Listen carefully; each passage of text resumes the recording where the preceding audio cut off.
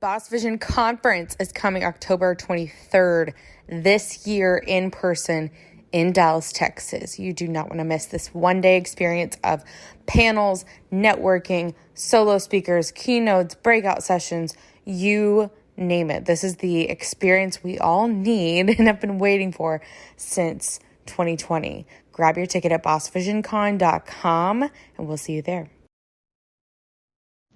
Are you ready to leverage your brand and who you are to get more leads and make more recurring revenue?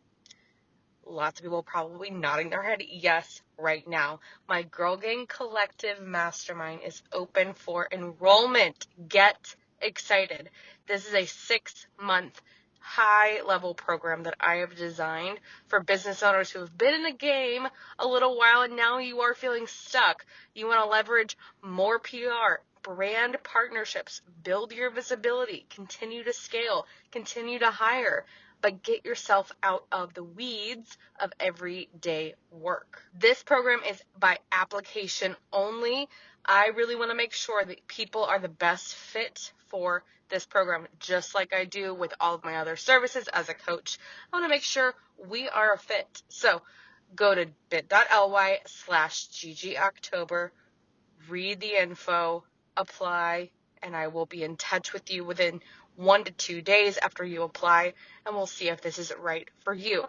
Enrollment closes October 11th, so apply now. There are only a handful of spots left. I'll see you there. What's up, friends? I'm your host, Amanda Smith, and welcome to the Girl Gang Podcast, the show where I chat with inspiring women about business, life's challenges, and building community, because we all need it. If you need a girl gang, this podcast is for you.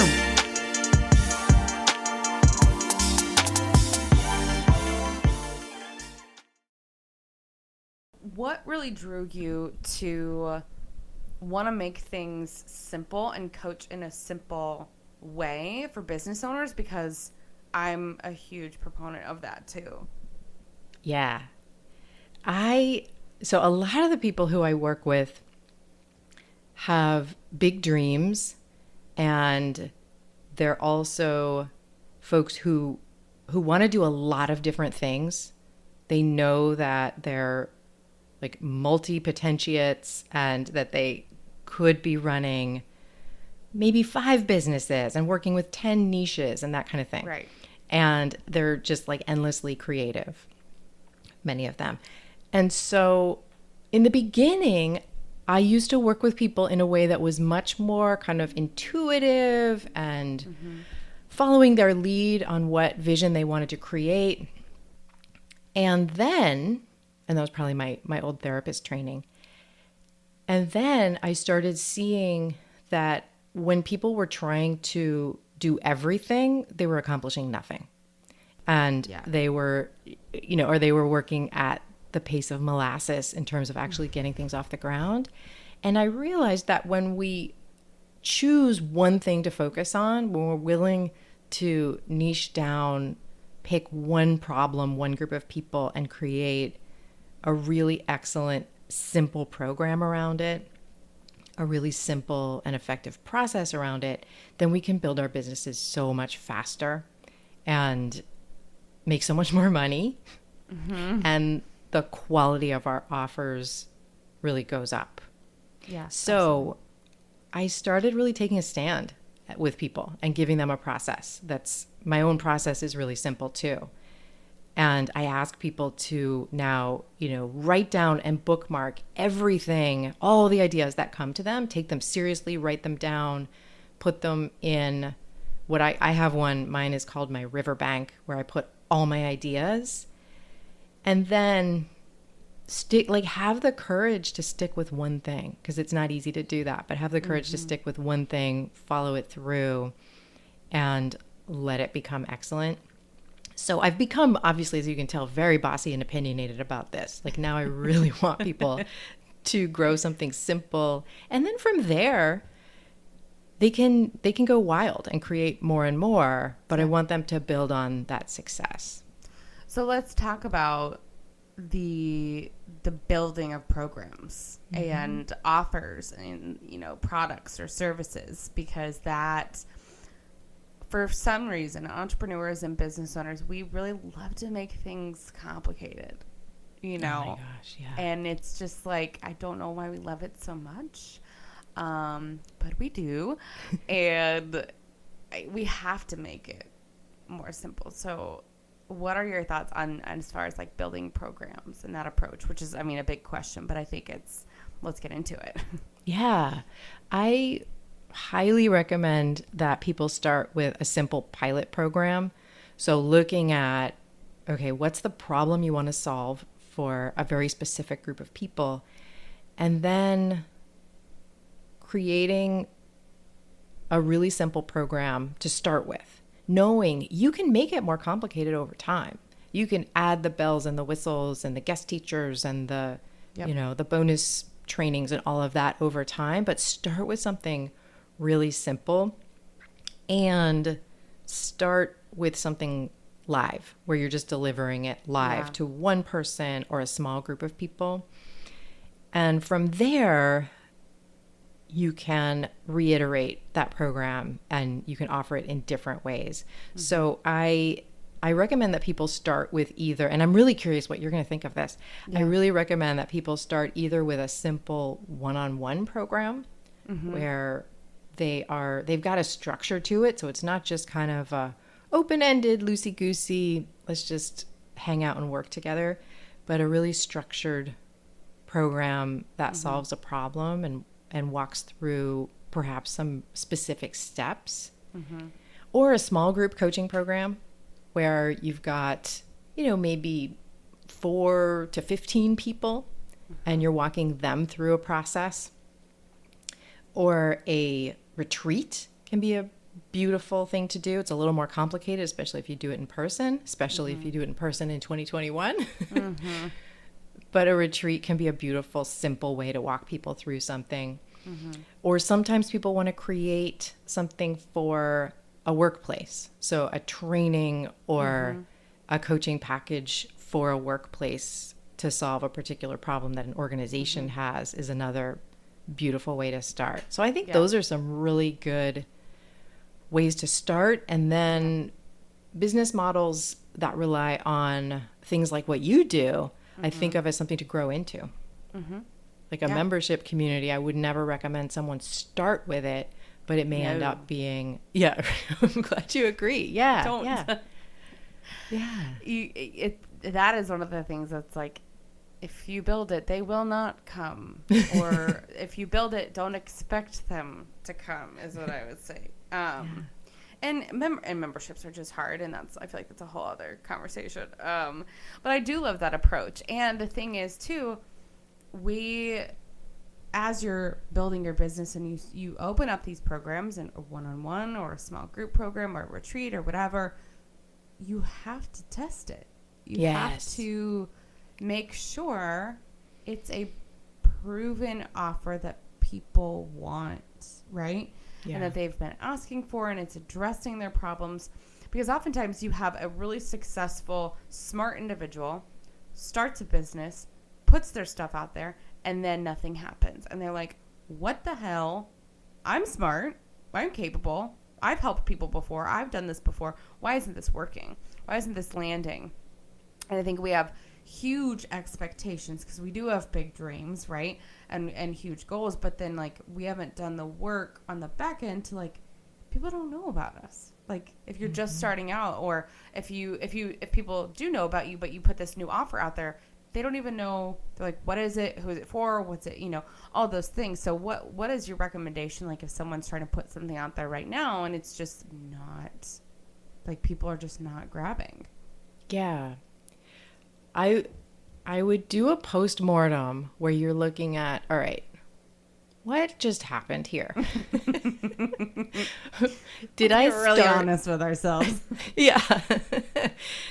I really like your assumption of, and I would want this person to hold the assumption of, this is going to work out. Like, yes, you're smart. You do know how to help people. It's inevitably going to work out. And from there, like, let's do a postmortem on what just happened. Like, did you start with a small group of real people in your mind that you created this for, who were actually walking around looking for a solution to their problem. Mm-hmm. Like that's such an easy way to start a business compared to, I want to build this thing because I just know it's going to help people and I'm going to put it out there. That's a really hard way to grow a business, because then you're in this space. And it's what a lot of people do. Yeah. And then you're convincing people. You're spending your time clawing your way to building a business by convincing people, like, really, this is what you need. This is how you're going to, make your life better. Instead of that, if you start with looking at, let's say, 3 to 5 people that you actually know, maybe you've worked with them, maybe they're your cousin and your neighbor and your friend, but you've identified a very specific, identifiable problem that they're already walking around trying to solve. They're already trying to pay money to solve it. They're already like Googling frustrated. It. They're Googling, they're putting down money, and that tells you that it's the kind of problem that you can help people with and they will pay you for. So if you start there, you're so much more likely to be successful. So that would be the first thing in the postmortem is, did you start there? Like with something that people really want to solve. Right. And then from there, looking at, did I have enough people looking at this offer? And if you didn't, that might be the only problem, is that it didn't get in front of enough people. Absolutely. And you got to get brave and like tell everybody you know and ask for help and put it in front of people in those places where they're actually hanging out and looking for that thing.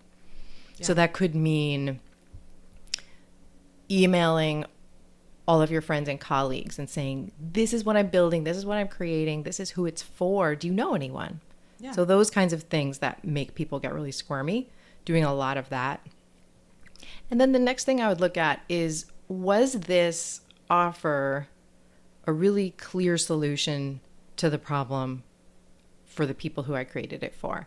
Is it really clear when you look at my sales page or when you hear me talk about it that this solves their problem and that I'm not spending time kind of trying to convince, or I'm not being vague. I'm being really clear, like, here's your problem, here's the solution. Any questions? And so if those things, like, those are the first things I would look at in a postmortem, and 99% of the time there's something just in those few things that people can identify and say, okay, I'll reiterate with those things in mind. Right. I love that you're saying postmortem. It's so funny to me, but it's honest. And I think that's the big thing, is like, we do have to be honest with ourselves. And sometimes our ego gets really wrapped up in that. And we're also comparing ourselves to other people in this space and other people online. It's like, well, they did it. Yeah, but they're not you. They've been doing this for 4 years. They have a very established audience. They talk to their email list every week, whatever it might be. Yeah. And then I think the other component that really resonated that I see in my clients too is like, you have to get brave. And so much of being a business owner is you have to put yourself out there. And I'm never one to tell people, you have to be on TikTok, you have to be on Instagram, you have to do this. I'm never going to tell you that you have to pay your taxes, but like, that's the only thing I'm going to say you have to do. And you have to serve your clients that pay you. But you don't have to do squat. But I'm going to tell you what is going to help and what's going to be really good. And like, for example, right now, video is a huge component of online digital marketing. And if you're not using video, I just believe that you're missing out, And I'm not saying you have to do a bunch of stupid dances and do all this whatever to make TikTok videos or whatever, but do something. And that does require you to get out of your comfort zone a little. And I think those are some of the moments where, like, That's what people are talking about in the inspirational quotes. It's like nothing happens inside of your comfort zone or whatever. But I think that's partially true. And like we get really comfortable. I don't know. I just want to hear your thoughts on that. Yeah. I think in putting ourselves out there, we can get really creative as long as we're thinking about, all right, I want to be actually communicating directly with the folks I want to work with. And I want to be talking in a non-bland way, in a way that, like, if somebody comes across my stuff and they've never heard of me, they don't know who I am, they're going to be able to see right away, oh, this is for me. This is addressing the problem that I want to solve, and it's like talking about it in a unique way. So something that will resonate right away. And that's different than, like, if we're talking about social media, that's different than posting something that you think no one would be offended by or everyone will like. Yeah. It might be something that's so niche that it's actually boring to other people. It's probably not a Brené Brown quote. Like, it's probably a quote that you came up with that's specific to your folks. That's a really good, hard truth. We're getting into some hard truths.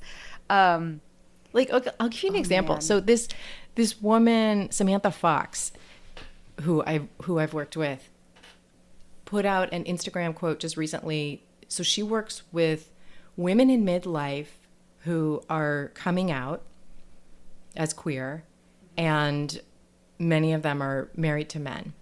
And so then they hit this point of like, well, what am I going to do with this? And she put out an Instagram quote that was of herself saying, you know, you can, something like, I won't get it quite right. You can be attracted to women, be married, love your husband, and decide to stay married. Like that's one thing that you might decide to do. Sure. So, like, how many people does that apply to? It's a small group, right? Yeah. Yeah, it's a small group at any given moment. But if that resonates with you, if that's something you're struggling with, like, you're going to save that. You're going to click on that. You're going to check it out. And that's so much more powerful than if she had posted, you know, a Brene, I mean, not against Brene Brown, but a Brene Brown quote, popular, just talking about like vulnerability again. Yeah. Yep. I agree. There is so much in our business that like, there's also like not a roadmap, right? Which is like why people like yourself or myself or other business coaches or mentors do what they do.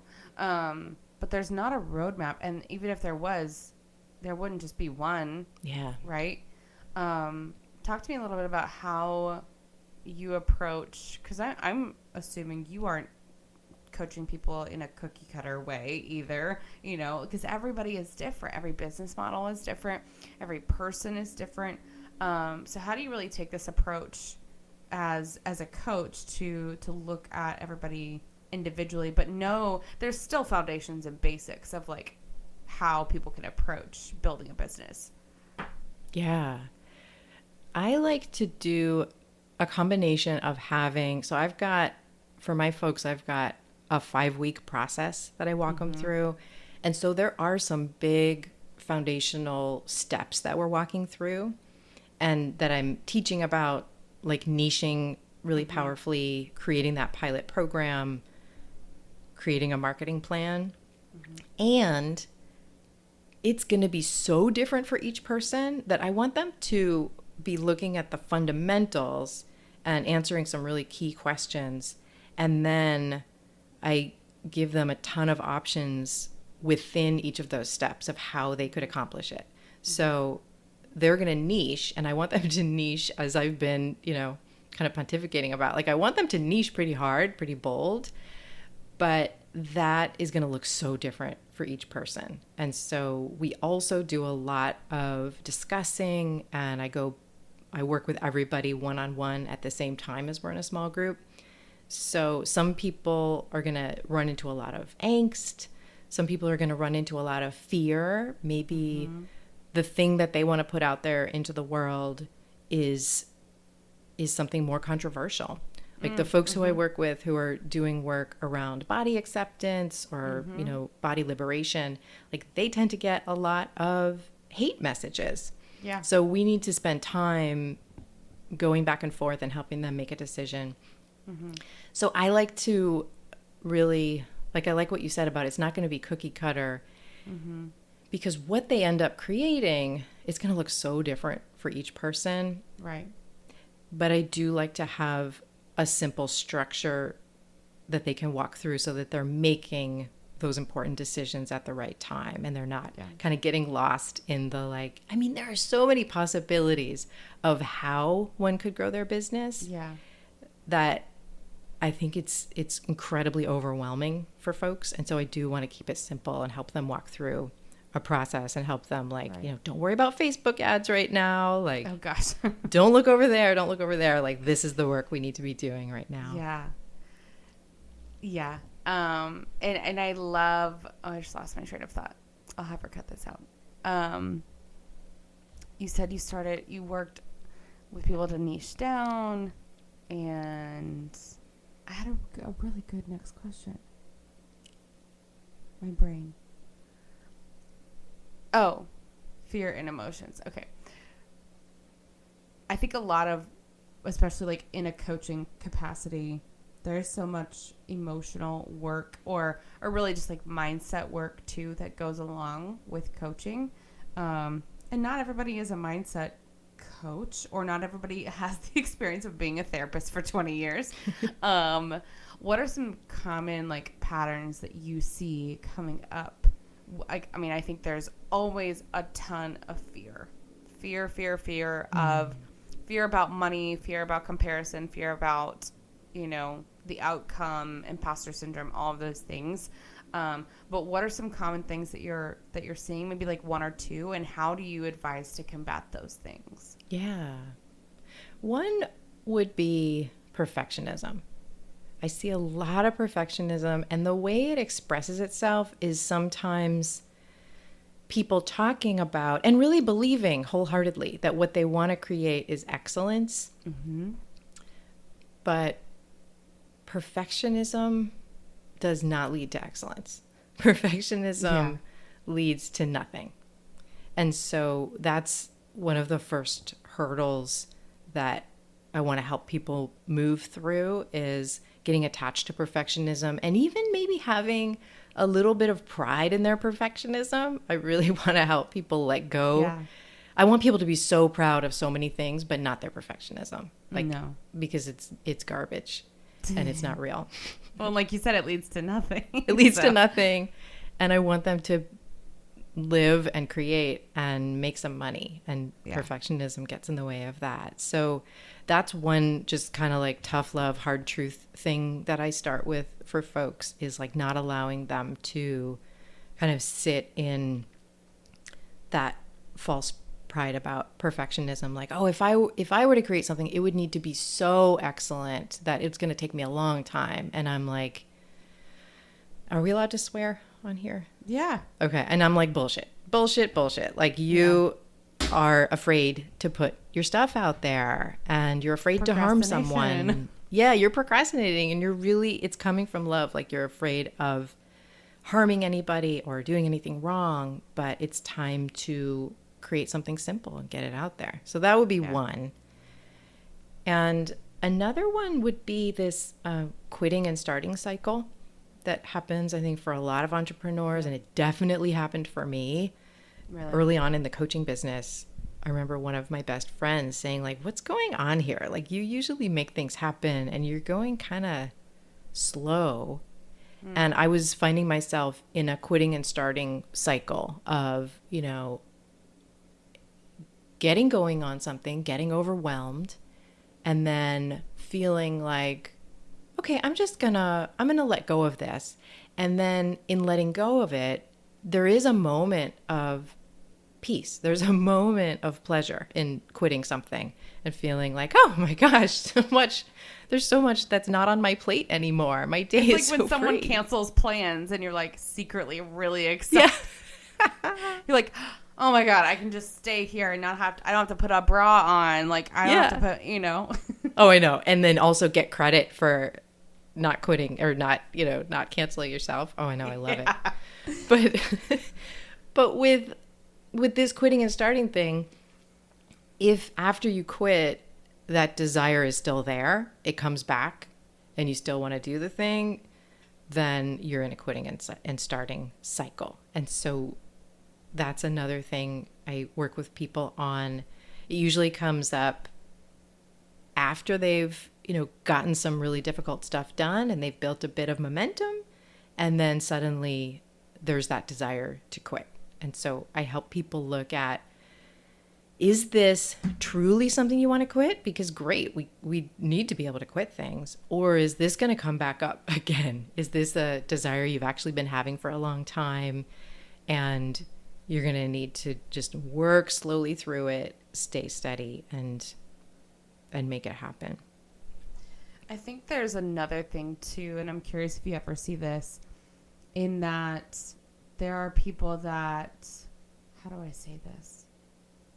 They love to talk about their business and talk about what they're going to do, what they want to do. Mm-hmm. And then there is no follow through. Mm-hmm. There is no action, nothing.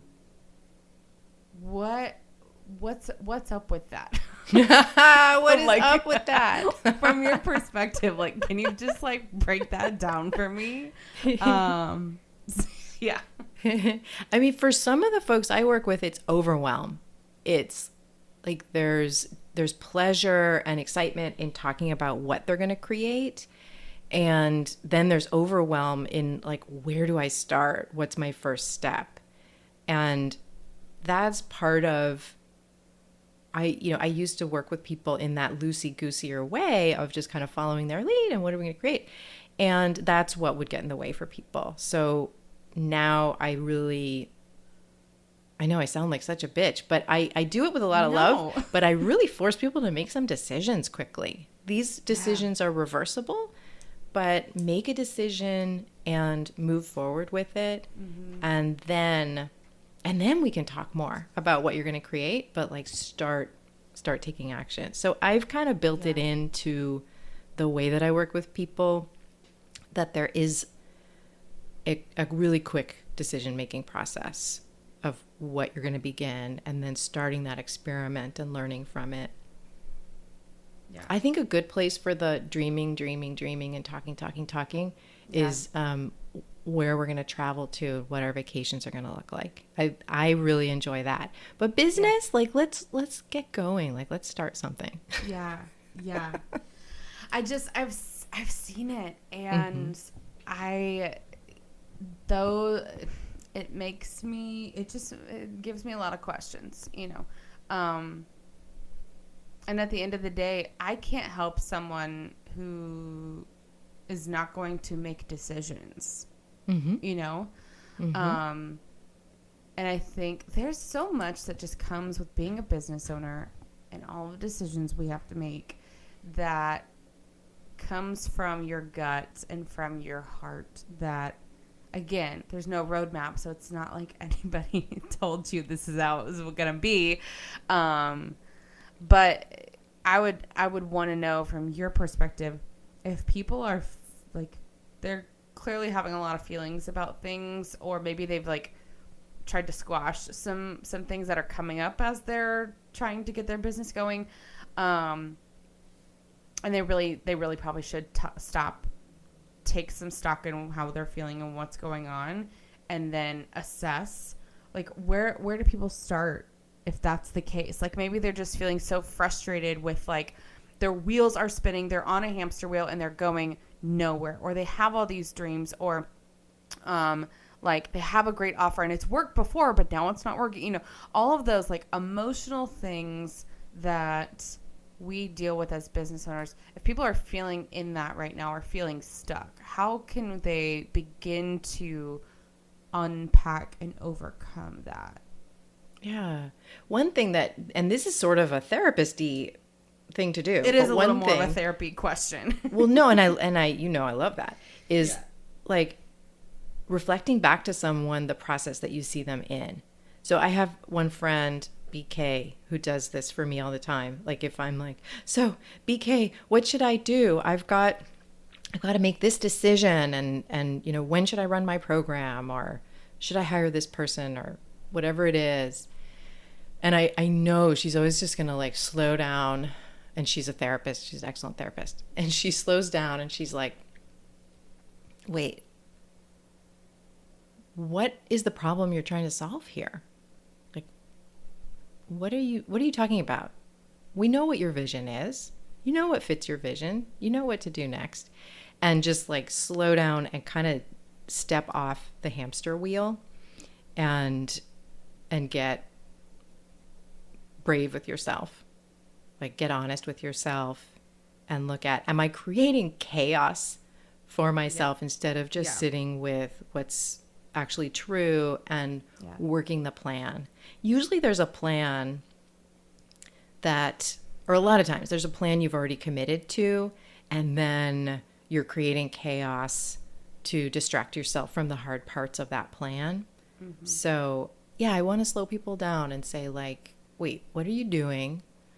You had a good plan. What threw you off of that?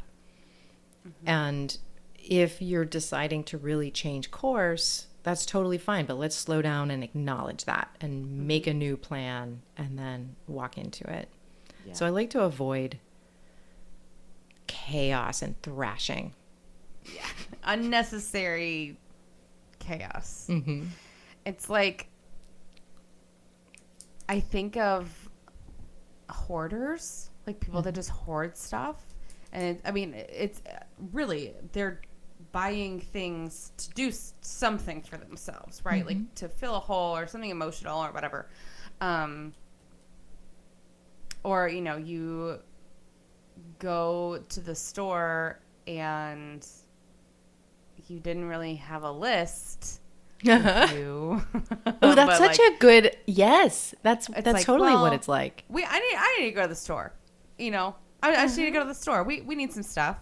But like, you don't need any, like, you have everything is in the fridge, like in the pantry is stocked, but you just like kind of wander around and grab things, and it's like you get home and you're like, oh, we already had baggies, or oh, we have like 4 bananas already. Like, why did I buy 5 more? We do things to distract ourselves, but like, if no one's told you by now, if you're listening, being a business owner is kind of some tough shit. And it's not like just easy breezy. Like when you're the boss, like you have to, I say this all the time, but you have to put your big girl panties on and, whatever. You have to be ready as a person to deal with shit, I don't know if you agree with that, but. Yeah, you have to be really willing to be uncomfortable. Mm-hmm. Yeah. I don't think people like to be uncomfortable. I don't love it. But I think people, it's one of those, again, hard truths that we're kind of talking about here that needs to be talked about. Yeah. And I wonder if sometimes it's a sign if someone is doing a lot of thrashing or finding themselves in a lot of indecision.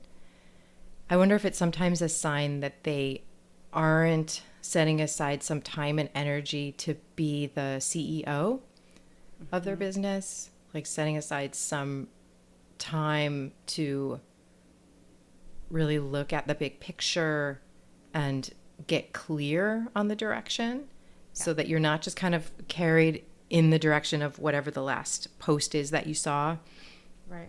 Because that's so tempting. Like there's a program that I've seen recently that I think will be a good fit for me and my business, but I'm trying to ignore it for now because it's actually not the right moment for it. So, and of course, this person is a really good marketer, and so it is very distracting whenever I caught you. it caught me, and I'm like, this is good. Like, this is going to be a good solution at the right time. And I need to like be my CEO self and look at, all right now, for me, for example, right now, my priority besides serving my current clients is I'm hiring somebody. So I'm working with my lawyer on it. I've got a process going. I need to focus on that actually and completely move through that process before I explore that program, because it's going to take some money and it's going to take some time and some focus. So like if I weren't being the CEO, I would probably have slowed down my hiring process, started that program, and then like, wait, what are you doing? What are you doing? Who's in charge here? The hiring process is going to take a little longer, and then you're going to feel behind. You're like, ugh, I should have hired them a month ago. And then And in fact, if I hire this person and get them started, then I'll be in a better position to, if I still want it, to take advantage of that program. Yeah, absolutely. So, yeah. Man, oh my gosh. Well, I feel like there's so many things I could talk to you about. I love talking to you. I adore you. You're so fantastic. But tell people how they can connect with you and what's coming up for you. Okay, thank you. Yeah, so if you're listening to this and you're like, yeah, I do find myself in chaos. I do find myself overwhelmed and not knowing where to start, then yeah, I would love to help you. Just check out Create Your Program. That's my process where I walk people through a 5-week step-by-step process to create their pilot program. And you can find it at rebeltherapist.me. Awesome. So good. Well, thank you again for your time, Annie. I know this was just so much fun, full of complications, but we did it. And you guys go check her out. But thank you guys for listening to the Girl Gang podcast. Thank you so much, Amanda.